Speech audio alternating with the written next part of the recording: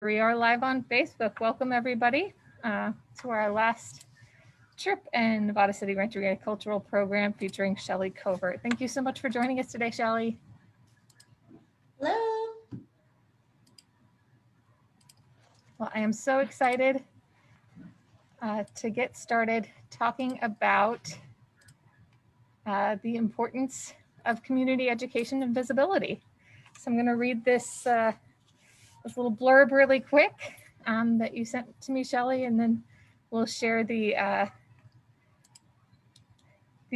land acknowledgement, and then we'll get going. So CHIRP builds and produces many projects that further knowledge about the Nisenan of today and solidify the inclusion of their ancient presence in the annals of history.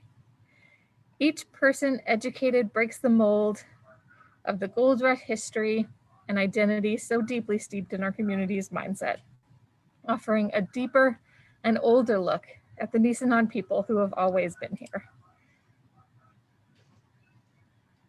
So let me get the land acknowledgement up. It's hiding from me.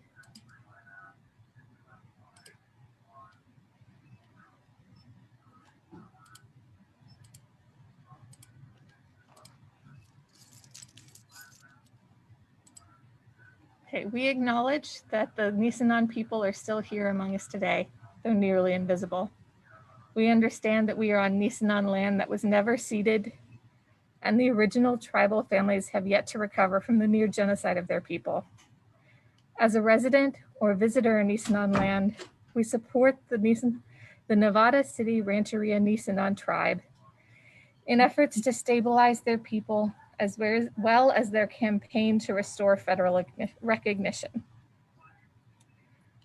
For more information and to support the tribe, visit nisenan.org. And with that, I'll hand it over to Shelly. Hi, Shelly. Homakini. Excuse me, Homakini, everyone. Homo yabimi.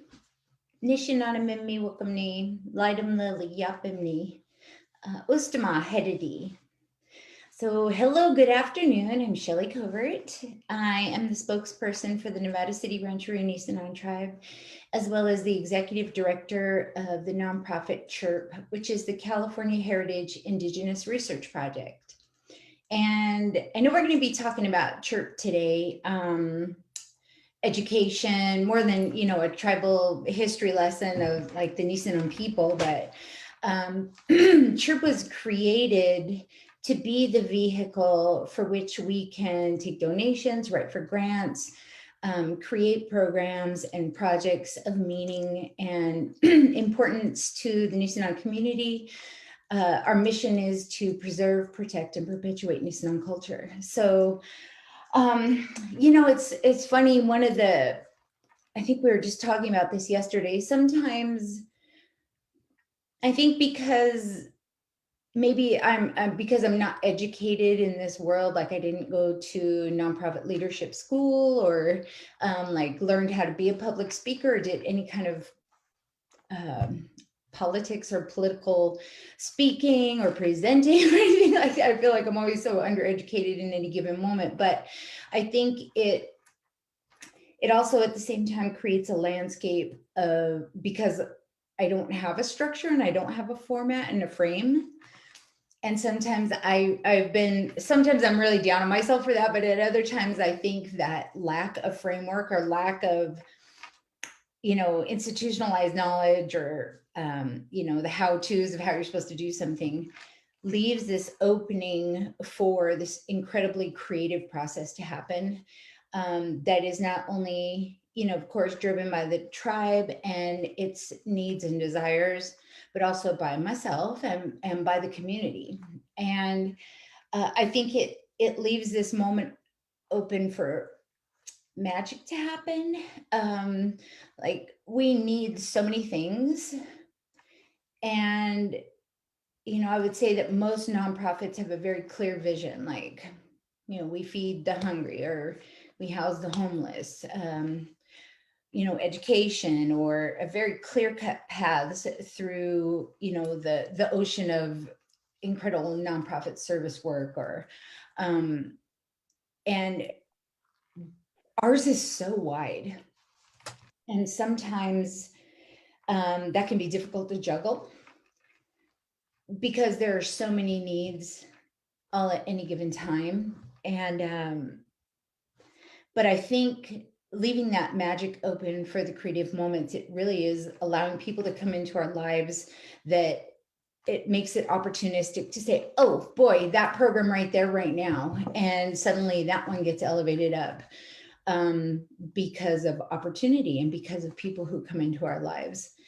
And I was talking with Ember, my assistant and colleague over here. We were talking last night, I ranting in the cars, I'm driving and everything. And it was almost like the first time that I realized like the why behind that. Like the why behind that is because we are a government, we're a nation, we're a whole, this entire civilization that was here before the gold rush. We're the remnants of that. And we're functioning in all those ways. We need housing and education and health and the well-being of person and family.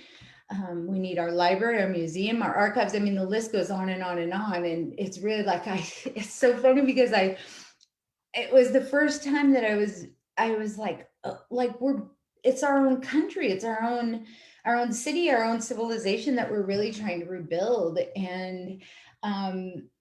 And so that really helps me to inform the conversation today. And that's just to give you a little bit of a backdrop of how organically, I guess, sometimes the whys come to me. I know the needs. I know, the desires that are conveyed to me as tribal spokesperson. And, I have all that. It's just the how-tos and the whys that sometimes are, they feel they're very hard to attain sometimes. But I think that at the core of all this, there's the Nisenan person, the tribal members' well-being and their ability to survive in this life and like save and protect this culture, the remnants of the society that existed here for thousands of years. And pairing that with the need to educate community. And like, what do the two have to do with one another? The need to educate community is because you can't help the inside well-being of Nisenan people or our little children that are Nisenan, or even my own inner, inner, I lack the word, inner, not pride, but just the knowing of myself, when you're erased from your community, like completely invisible. And when we talk about the gold rush, and it's not to shame people who are proud of the gold rush roots that they have here. The Nisenan people in our tribe are also part pioneer, and it's the reason our family survived is because of this, this important marriage that happened up the tree with my second great grandmother and my second great grandfather, who came here to make his fortunes in the gold fields and instead ended up marrying into the tribe. But when someone says gold rush, if not paired with the history that was before it, it just becomes, I don't even want to say it's painful because it's not painful. It's just the way it is, like erasure. And if it was the gold rush or the pre-gold rush is what we hear a lot. We've actually been thinking about the verbiage in our curriculum that we're developing, because I don't want to say pre-contact, pre-gold rush era, and post-gold rush. Like I was like, those aren't markers that, I mean, they're relevant to the conversation, obviously, but it's not something I don't want to center that all the time over and over and over and over again. And I understand it is the big change here, but at the same time, I just want to, refocus the spotlight a little bit. And And while I'm saying this, you know, it'd be remiss of me not to say that also a lot of the tribe has a lot of nervousness around like not wanting people to think that we're trying to take away the gold rush from anybody, or trying to, you know, take away that we live in gold country, and like we're centering around the gold country this and gold country that. Like some people, that's their thing. And by making ourselves visible and reintroducing this amazing society and this history and this culture to our community, we're not trying to take something away from anybody. I think there's just an importance of refocusing a tiny bit. And you know, in that conversation, it becomes the importance of education. It becomes the importance of curriculum. My friend Judith Lowry, she was the founder of CHIRP. And one of the things she kept saying, and I don't think I even really understood what it meant at the time, but she talked about annotating the record. Like, not only do we need to reintroduce the culture and the history and inform people of what was, get the levity, like to understand what we're talking about. It's like when Rome fell, but without the big buildings. You know, I mean, we're talking about a society that was economically stable. I mean, there was politics, there was religion, there was trade. I mean, just this deep, incredible richness that is just totally invisible. And I mean, I think about like the grinding stones are pretty much the only thing that's visible, like a rock to, you know, that reflects this incredible old society. So finding ways to bring this to our community, and then walking softly as we do that. Like, it's, again, you know, when I say this for all of us who were born here and live here and interact here, and maybe 20 or 30 years ago or 40 years ago, we never talked about this. It's just I guess it's a learned thing that you just don't talk about it. Like, you're erased, you know, just don't talk about it. You know, going to NU, like the minor. I mean, if you even get into those conversations when you don't have the depth of, I mean, wow, it's really deep. I know that in my own family with our culture, I always just thought our family was weird, like trying to analyze and like sort and talk about a culture from within the culture itself first is really strange. I've found it to be full terrain full of landmines, and it's not dangerous, but I know that when my grandparents were alive, that there was still so much cultural protocols in place that you don't ask about things that bring pain to your elders. Like, it's completely inappropriate. And my mom would kick me, or I'd get the pinch under the arm if I was asking too many questions or being too, whatever she thought it was too pokey at their pain, maybe. I don't know. But, you know, as I get older and navigating the culture itself and finding the ways that we can talk about these things, that I don't want to do more damage to them or make them scared. Or I know, you know, one of the things my mom used to say early on when I first started talking, Judith Lowry was one of the first people to start telling the community about the Nisenan. She thought it was completely absurd that we were absolutely erased and not visible anywhere. She's like, we have to change that. And my mom, as I started trying to speak in public and talk about things, she would say, who was in the room when you said those things? Like, she was still nervous and still scared. So, as you know, of course, people need to be educated. Everybody, most of the time, I hope it's past like my grandpa's generation when there was extreme prejudice against any people here. And I mean, I feel it, but I'm also a very light-skinned person, so I don't get the impact that some of my family gets.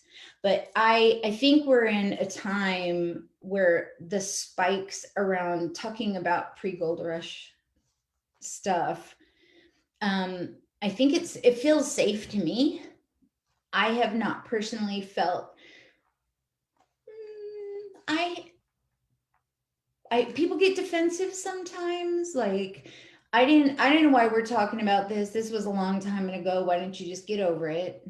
And then, I didn't kill your family. My grandparents didn't kill your family. We didn't take your land. We paid for this land. And the other, oh, all you Indians just get your health care and all your stuff for free anyway. So what are you complaining about? You know, the government's unfair. The government is unfair to everybody. So what makes you so special to complain?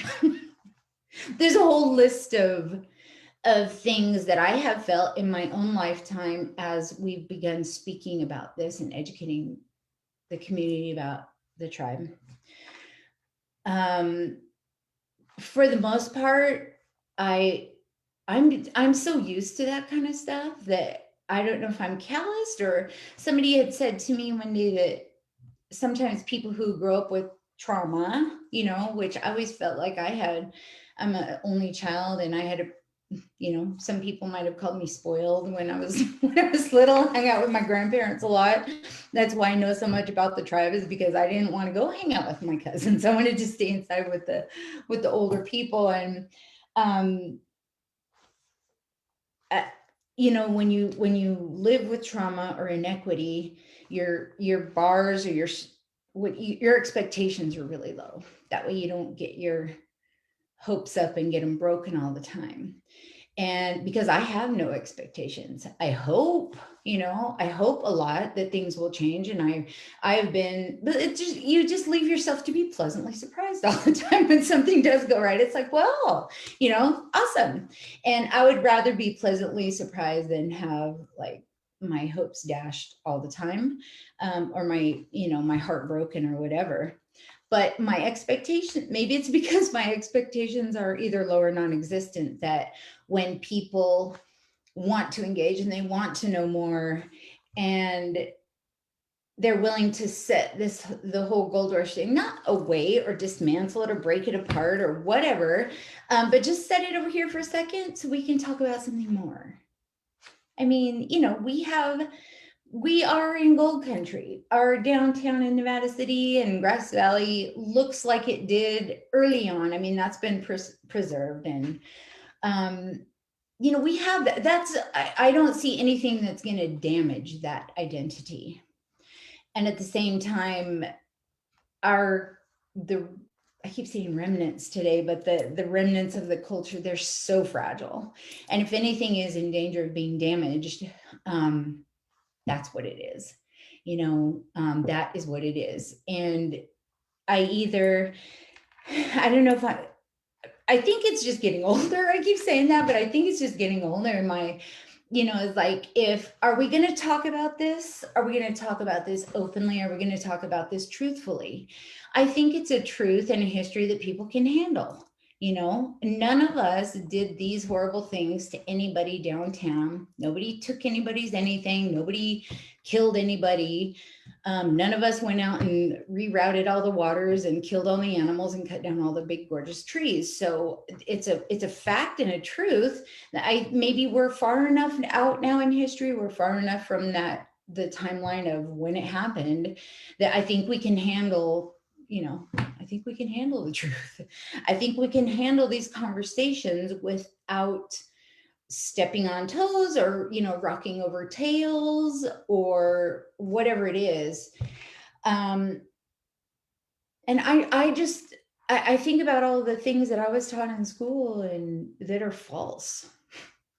And I do not understand that. Like teaching a whole classroom of these not captive children, captivated, captive audience is what I was going to try to say. Little kids in a classroom with a book, and we're teaching them stuff that's not true. And I don't like that part of it, regardless of whose culture is being erased. We need to tell the truth so that we can, bring this country in reality, and I think that's how we get these opposing viewpoints and opposing, well, in the media and social media. but part of that is, people don't trust anymore. And why don't we trust? Because so many of us were educated with all these things that are actually not true. So then you're supposed to grow up as an adult and turn around and believe the same sources of, and that's where you get rebellion, and that's where you make enemies, and that's how things fracture and fall apart. And I mean, I truly believe that, I mean, at least here in our own homelands where we all live, let's start somewhere. And that is the first place to start. We were talking about, with one of CHIRP's programs is the Ancestral Homeland's Reciprocity program. And it is a, where people can make donation to CHIRP that go just to our general operating expenses, whatever program or project is in need of funding. And you can do that in perpetuity. Some people give, I think somebody gives $3 a month, and then we have up to some people giving a few $100s a month. We have a lot of local small businesses that are signing up and getting on board with this. And it's been really, really, really fabulous. But in the forming of Ancestral Homeland's Reciprocity program, the verbiage is that, just like in the land acknowledgement that Megan read, we are living on Nisenan land. This is Nisenan territory. This land was never sold.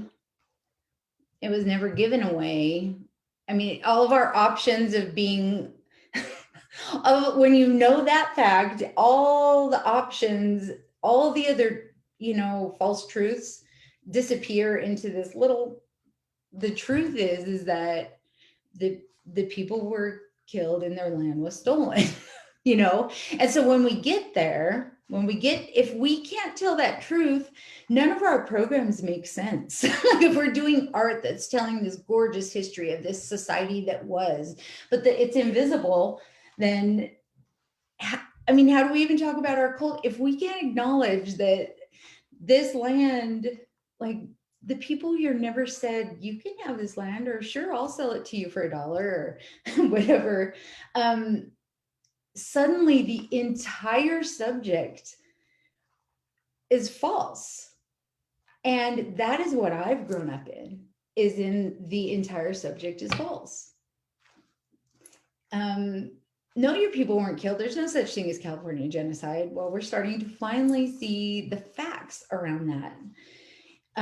We have a land acknowledgement that says we're living on unceded Nisenan territory. I mean, that's another fact that's just like, it's okay to say it now. It was never okay to say these things before, because academia, the professors in history, archaeologists, I mean, I don't know how many history teachers, I'll say, oh, that's not true. Most of the Indians here died from disease.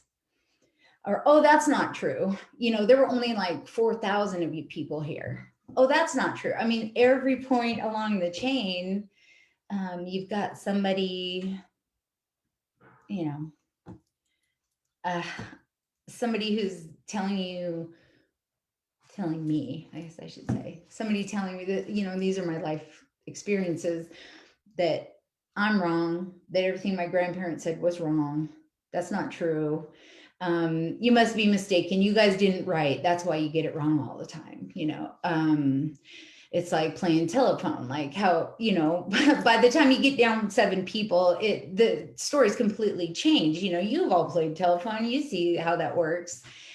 So all of these things, it impacts, it impacts me, even like, I didn't even know, like, that's my experience. People telling me what my people did here. Just happened last week, I'm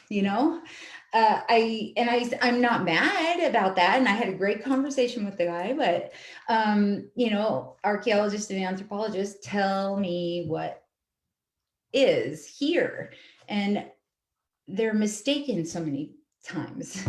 And now that I'm finally older, and it still always feels like I have like somebody's got their throat around my neck. Like I think it and I want to say it, but I'm like, oh, and then I go, and it's like, I don't know if I don't want to hurt his feelings or if I'm afraid that he's going to be like, oh, that's hilarious. You actually believe that or whatever. And then yet inside me, it's like, okay, like this is my job and my position. I'm standing out here. I have to say something. And luckily everybody is, I mean, there I go again with my low expectations. Luckily everybody's nice. I mean, that I've dealt with. But at the same time, I'm so happy that the conversations are finally happening. I'm so happy about it. I guess when you're growing up as a Nisenan person and you're totally erased, and then like there are some people that I admired when I was younger, especially that seemed to know so much more about my culture than I did, telling me I was Maidu, telling me what my people did, what my people wore. And I'm always just like, oh, wow, that's not what I thought. And I was so scared my grandparents were wrong. And it's just taken this, this arc of time. And really, I feel I don't know if it's right to keep saying that. The community has been receptive. And I understand that our social justice movements and the things that have been happening in the world right now is what opened the door for this to happen, because it didn't happen before. I mean, it's not like this is a new topic. This is really, really, really old. Everything around us is built on top of Nisenan society that nobody can see, built on top of our burial grounds and our burning grounds that nobody can see. We didn't use tombstones, we didn't use big bricks for our buildings. Otherwise there would be ruins, I suppose. So the ruins, what are the ruins? I guess the ruins lay inside the people. And I don't know if that's fortunate or unfortunate. The ruins lay in the memory of what this place used to be like. I guess that would be, we don't have big coliseums. There are the ruins. The ruins are the environment around us. The ruins are the memory of the loss of, the animals that are at the center point of all of Nisenan culture, everything. And to know that, I suppose, that's really interesting. Like that is the ruins, if you look around and if you don't know any better, it's just like me being raised on roads. Like, I don't know any better. My mom going, as a crow flies, Shelly, as a crow flies, over and over and over, because I'm like, it takes like 50 minutes to get there, Mom. She's just like, it's right there. But if you don't know, and there's no basis of comparison, and I don't blame people for this, like if you don't know what you don't know, but the memory of what was here and the memory of what was destroyed and lost, and to see society and humanity struggle to get back to somewhere that they don't know where they're getting back to. They just know it needs to change. And I think humanity feels the sadness that we feel, the loss of, whether we want to believe it or not, the loss of every tree, of every animal. I think we feel the pain of the earth and the pain of the water and the pain of the air and the pain of each other, whether we want to acknowledge it or not. And we're longing, I see the I say this because I'm not being disrespectful, any loss of life or the hardship that it's brought, but the catastrophic fires are kicking us toward, like, it's a cattle prod in the side. It's a kick in the face to be like, this is unmanageable. We've got to find a better way. And but that need for education is paramount to doing all of this. And of course, we're delving into, I say we, I'll drag you all along with me. We're delving into,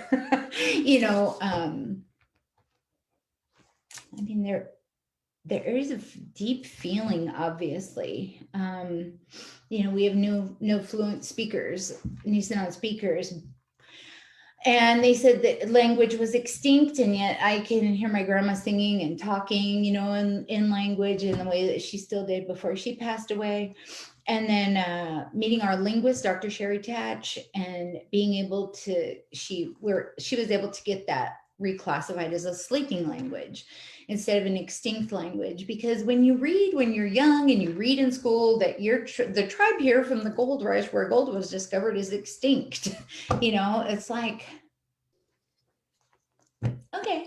I mean, it feels like you're told and told and told again to like, oh, you know, and I could, well, maybe I tried when I was in high school to fully assimilate. I tried to assimilate. I try to be the best, you know, you try to fit in with your friends and your cohorts or whatever they are, but that family and that culture is so at center. As soon as somebody comes home to your house, they see that your family is different. Like you do things differently. And even though I want to, you know, I always kid around because I'm so bad with, I love my computer. I play in a band. I love my electric bass. I love my amp. I love my car. I love all my fancy gadgets in my car. I love my phone. I love all this stuff. And my grandma used to laugh and say, you girls couldn't last a day in the life without your running water and your washing machine and your car. You know, try raising 6 girls out in the middle of nowhere. And they were always clean. Like grandma and her laundry, I mean, she was obsessed with it, because the stereotype is that Indians are dirty. They're dirty, they sit in the dirt and they're dirty. And in retrospect, I can see like her girls, their little socks were so white and their little collar, everything was just, even though they might have been sewn up, the whites were always white. It's really interesting because of that stereotype that Indians are dirty and how hard she fought to make her girls never a subject of that, you know. It's just, I mean, and women, you know, I think of grandma and then I think of women, like, yeah, you always gotta, you know, like the salmon going upstream, and you gotta fight really hard and be really strong and muscly to get through some of this stuff. And that's a need for education. My mom quit school because her history teacher, when they were learning about Indians, had said that Indians were dirty savages. And she didn't go back to school. She went to part of the 8th grade and that was it. She quit. And I mean, I remember I didn't have that experience, but I had the experience that our tribe was never mentioned ever. And then when grandpa said, we're Nisenan, not Maidu, I was like, what is that? And I was always so scared he was wrong. I'm like, oh, he must have heard wrong. He must, you know, but he was right 100% of the time, all the time. And he never inflamed the truth. But, you know, we've been working with all this in mind, trying to corral this into a curriculum. I've got an incredible curriculum team that, I mean, we're producing some amazing curriculum, but it is impossible to convey all of this. That's how I feel anyway. Especially when I talk, this first round is geared toward high schoolers. So we're able to talk, I think, in a deeper level than when you talk to 3rd and 4th graders. But when you talk to 3rd and 4th graders, that's where it takes hold, right? And that's the archaeologist or anthropologist you want to influence, your future archaeologist, anthropologist, linguist, librarian person, that you want to influence them at that age. So you don't have to argue with them in 20 years, you know, and be like, I'm sorry, but whatever you just learned over the last 20 years is incorrect. I don't know who told you that, but it's wrong. And that's the beauty of talking to kids. And you know, relying on their ability for critical thinking. When you, I mean, there, you know, I was talking about that wedge that keeps shrinking when you realize, like, we never sold this land, and, you know, we're sad that none of our people survived. And they go, oh, well, why? And they're back to the truth in like 2 jumps. Whereas I think as adults, we have to now circumnavigate everything we've learned and undo what's not true and try to take in a new, you know, a new reality that really, if it, for me, it always, like, it has to recalculate everything. If I learn some big new thing, everything else goes boom, boom, boom. And I'm like, whoa, everything, hold on. I just readjusted the whole entire way I think and move because I learned this, something I had no idea was even a thing.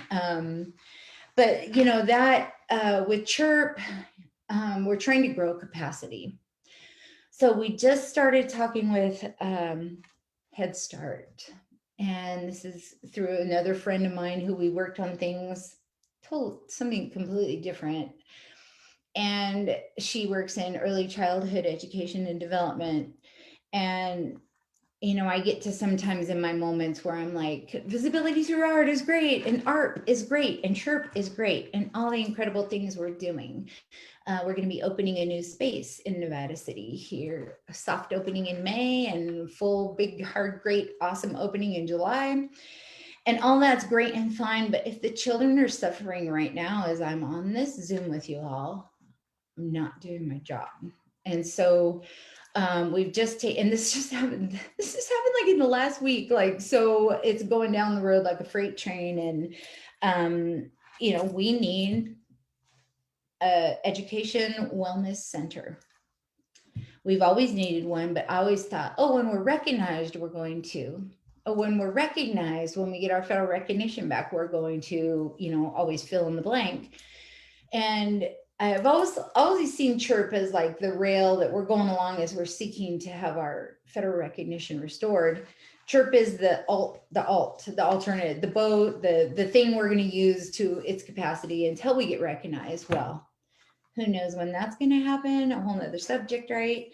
But you know, CHIRP can do these things. So and I have, I think, 3 interns coming in to work with us this year, which is just incredible because it's really just Ember and I. Ember is full-time and I'm full-time, and then I pull in my cousin Saxon as I can.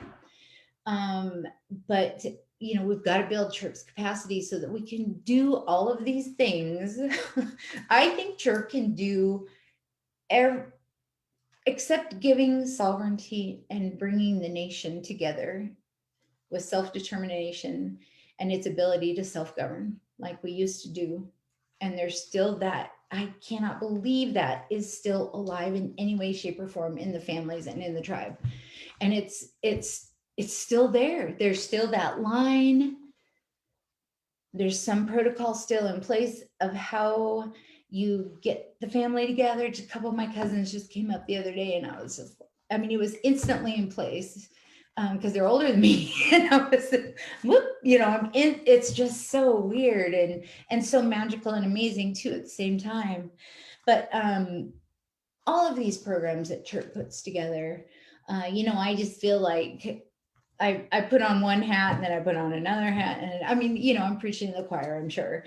And sometimes I'm like, am I CHIRP? Am I the tribe? Or am I Shelly? And does Shelly ever get an opinion? I don't know. I don't know if I do. Sometimes I do. I don't know. I think it's so much my job that it's just, you know, the first 25 years of my life before I had my daughter, I played in a band. I had no responsibilities. A friend of mine just came by the other day and he's just like, Shelly, you know, oh, if you're going to show up at all. And I was like, wow. I mean, like that people would invite me and I'd be like, sure, no problem. You know, if you're going to show up at all. And I was just like, it was a nice sign in the road of like, wow, I've really, really, really stepped up for my responsibility. And I wish that all of our leaders would. I wish that all of our leaders would step up, not because they like the spotlight or because they get some kind of ego boost, you know, having the power or whatever it is. But we need leaders in this day and age. We need leaders who actually care. And, you know, having the environment and the people and education, you know, we need to stop lying to the kids.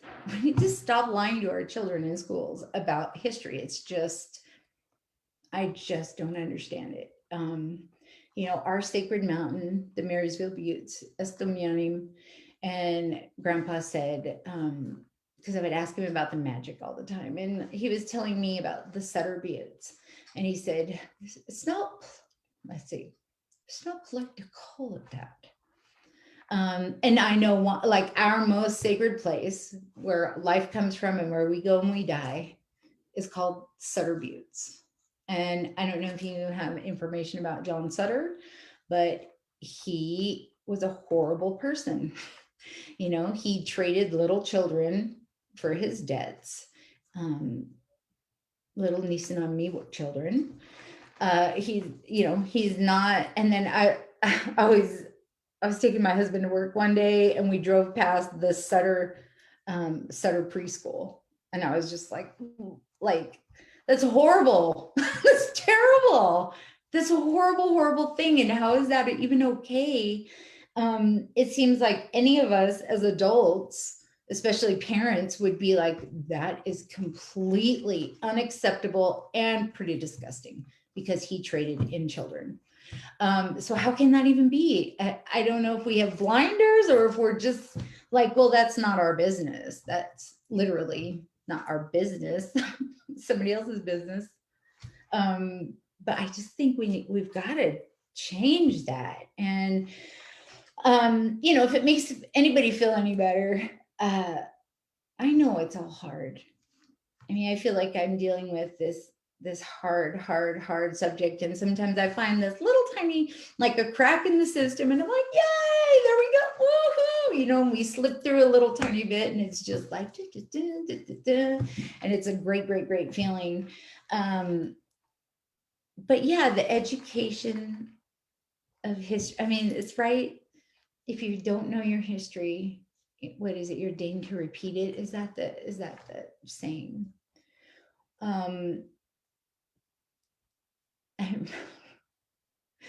You know, and then here comes the fire, and it's like, goose, you know, pinch. What are you guys gonna do about it? What are you gonna do about that fire business? Because now you got homes and people's lives at stake out in the middle. Yeah, but you know, if anybody has any questions, I think I've talked so long. I hope I left a few minutes for questions. Yeah, we're doing great on time. Okay. So I do have a few questions in here. First question was, I live in Sacramento and am I on Nisenan land? So I went ahead and shared the story map, the GIS map that you worked on last year with her, as well as the nativeland.ca map. Those are some great resources. And the story map is available on the library's website, I think, as well. Yes, absolutely. In Nisenan territory, you know, there are different, back in the day, if you will, the Nisenan territory was, you know, there were up to 13 dialects. I think 8 are actually documented. And you had, you know, from between us and Auburn is a different dialect, different holy people and different leaders. The territorial boundaries are very true. You know, I've actually been struggling with this a little bit because I feel so. I have my personal thing. My grandmother is from Sacramento and down the hill. She's Southern Nisenan and Miwok. And so I have blood down there, all the way down below Sacramento. Family on that side that was impacted, of course, by Sutter and the things that he did way back before the gold rush. But Nevada City Rancheria, you know, we've made our tribal memberships so tight because other people have come and claimed to be from our territory when they're not. So I think a knee-jerk reaction to that was to tighten up really, really, really tight. And I've been told lately by several people that it's too tight, that we may be excluding people that, you know, would otherwise be eligible for membership. And while deep inside, I think our tribal families know who the core families are, and each, you know, I've done decades of research with our tribal elders to know, because I was so worried that we didn't know about somebody, we'd be missing somebody. There's always that chance, I suppose. But as far as working in Sacramento, I've struggled a little bit with that because CHIRP is educating in a wide way. Like we should be educating in the entirety of California. We should be we worked with the Smithsonian Institute out of Washington, D.C. last summer because they're putting together a gold rush centered curriculum, and we worked with them. And I mean, there's tribal politics, you know, inside of everything that's absolutely alive and well. And I think the younger Shelley was so scared and worried about that I may not have. I don't know. I'm so worried that we're going to overreach and do to another tribe what was done to us with other folks coming in and, you know, usurping our territory. And, but yes, absolutely. Sacramento is Nisenan territory. We're bringing curriculum, and some Sacramento schools have asked for it. And part of me wants to step back because we're up here in the foothills, but there's Shingle Springs Rancheria, which is in Placerville. They also, even though they say they're the Shingle Springs Band of Miwok Indians, that's Nisenan territory. And so, and the same with United Auburn Indian Community. They, I think they were originally recognized as Miwok people, yet they're absolutely in Nisenan territory. So there's a lot of layers and levels. And, you know, I'm speaking about this from my own, it probably doesn't mean anything to anybody else, but from my own personal deep sensitivities of not wanting to overstep. I'm very conscientious of I don't want to just say, yeah, and go tromping into what somebody else might see as their territory. There's definitely overlap. But I'm conscientious, and I'm also very critical of other tribes who aren't as conscientious as I am, or other people. I mean, I just want it to be known all over the place that Sacramento is Nisenan territory, absolutely. And I need to stop being so nervous about saying that. I don't know why. I guess it's the political stuff that goes on behind the scenes that makes me absolutely very careful of those kind of things. And I don't want to hurt anybody's feelings. If a lot of people think they're Miwok and they're actually Nisenan, and then some people think that they're Maidu and they're actually Nisenan. Like the Nisenan, like so many people didn't know, like me. I identified as Maidu for so long till Grandpa said, "We're not Maidu, we're Nisenan." And I was like, you know, what is that, Grandpa? And learning from there. And it's not my job to tell other people who they are or who they aren't. But yes, to answer your question, thank you. Woo, that was a rant. Yes, Sacramento is Nisenan territory. Okay, thank you. We have a few more questions. The next one is the land acknowledgement available as a sign? If not, is it permissible to make and post on my property? Where is your property?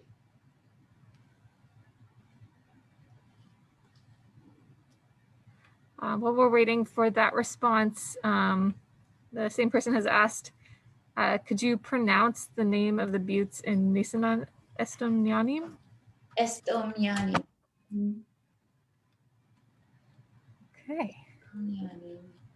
Yeah, so we the reason I'm asking about what your address is in that exact conversation I was just talking about.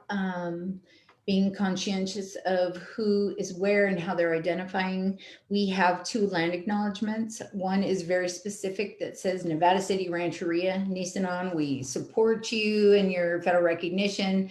The other one is a little more general. It just says we are in the territory of the Nisenan people.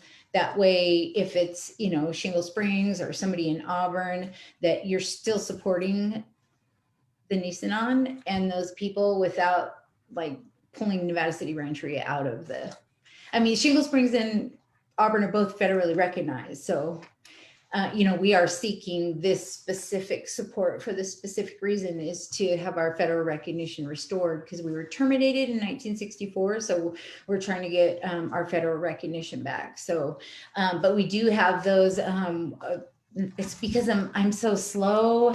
I wanted to fix the last piece of one of the land acknowledgements. I thought it could be better, but it's at our designer right now. We're actually making posters that I thought They are at Boulder Street in downtown Nevada City. Oh yeah, absolutely. Okay, that's great. Awesome. Okay, I'm going to ask the next question, if that's okay. How soon will the school curriculum be integrated into the schools? Are they open to receiving it? And how can community members help in this process? That's a lot of questions.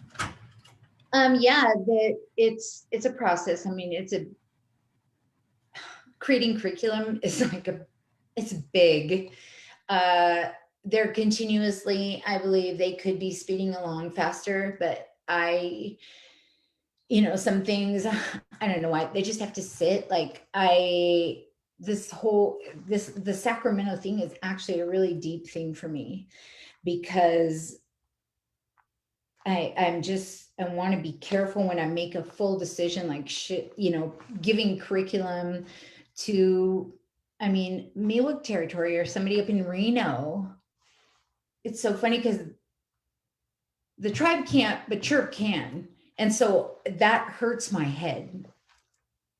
And I just think it's a way of checking all my corners to make sure I don't have a blind spot. And that's why I'm slow, because I want to, when I make a decision, it's usually just like, it might take me a while, but boom, when I think I'm right and I know I'm right until we have a good conversation and you convince me I'm wrong. And I love a good debate. I love, tell me I'm wrong, prove me I'm wrong. Don't just tell me, just prove me I'm wrong. And, but in that conversation, it's slow moving.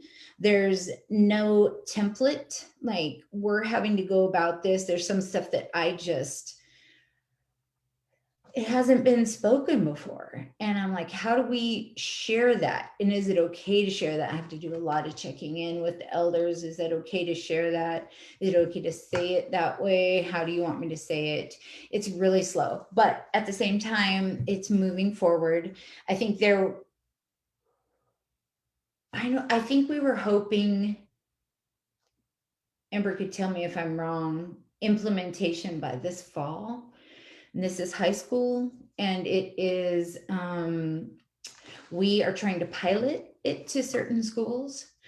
So anybody who would like to see this more widespread, I think the conversation happens directly with the school principals in the districts.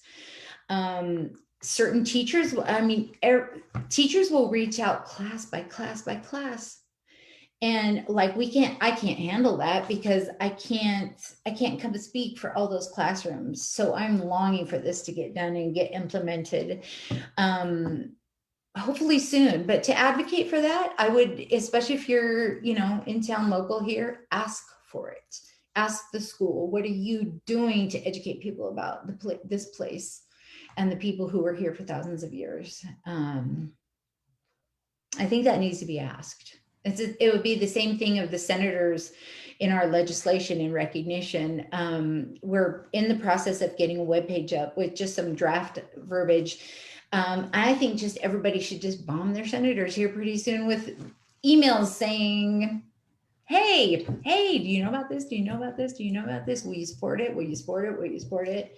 You know, till Mrs. Diane Feinstein is like, oh my gosh, could somebody just get them recognized so they stop talking to me?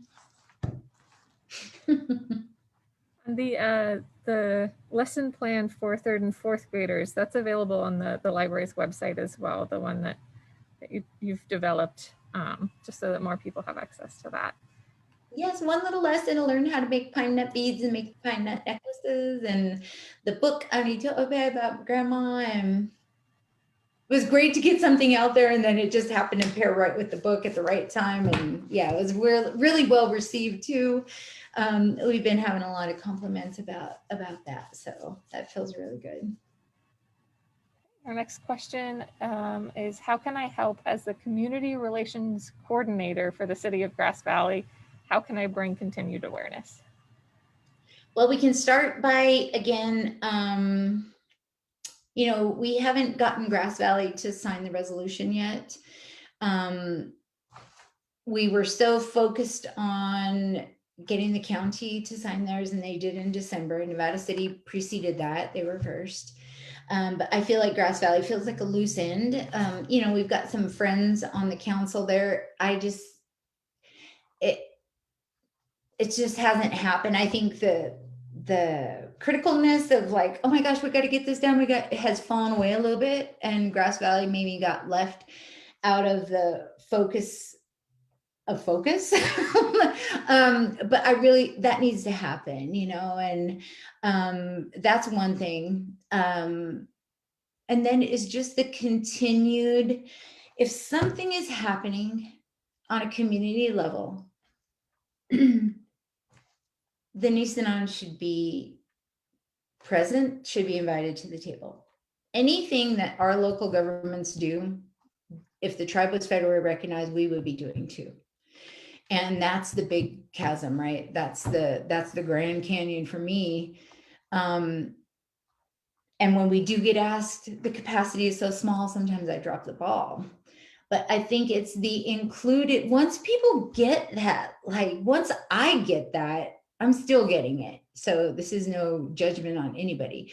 But once you get that, if we were federally recognized here, we would be doing and have the same level of authority and accountability as the federal government, not the state, not the county, not the cities, as the federal government, a nation, a sovereign domestic nation, governing our people, doing all of our own, having our own tribal court system. I mean, it's a big deal. The government grants it, the money that's we would have access to, these grants for, I mean, the tribes had so much clean energy and broadband, bringing broadband to their communities, and but the grants for housing, block housing, I mean, all the big money out there that we can't even write for those grants because we're not federally recognized. But once you think if the tribe was federally recognized, we would be kind of I mean, I shouldn't say that. I don't mean it like that. Like we'd be higher above the city. I don't mean it like that, but that we don't even get invited to most things. I mean, and we should be, whether, you know, some people say we don't need no stinking paper to tell us we're Indian, you know, whether we're federally recognized or not, we're still the same people. You know, if we get the big status and the big yay, smiley star or whatever of recognition here before I die, I hope, everything's going to change, but it doesn't change who we are. We're still the same people today as we would be, you know, next week when we're recognized. We're still going to be the same person. I'm going to be the same Shelley. So why not afford those invitations and the inclusion now? I don't know. That's what community can do. Continue just to ask, like, well, what about the tribe? What about the tribe? Can they be involved? What about the tribe? How can we support? And I feel that that support that I'm asking for changes on any given day because of all the things I just said for the last hour. It's like early childhood development. Nope, we're doing like, you know, satellites this year. I don't know, because it's really important. Thank you, Shelley. I'm going to stop the live stream now.